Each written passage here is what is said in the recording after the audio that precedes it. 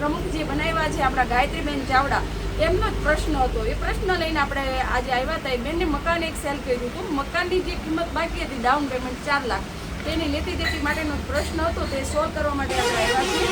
અને એની અંદર એક આપણો લેટર પેડ લખાણ પણ કરેલું છે કે જે પણ ભાઈએ એમને સેલ કરેલું હતું એ ભાઈને લખાણ કરી દીધું છે અને ચેક પણ આપી દીધા છે.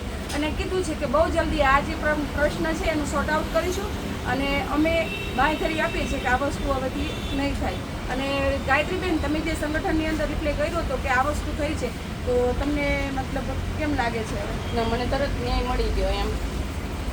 અને હવેથી મતલબ આપણે આગળ આના માટે કોઈ ઓબ્જેક્શન કરવો નહીં પડે. અને ભાઈ જે આપણા જે પણ ભાઈ છે એમનું પણ આપણે નામ નથી કહેતા.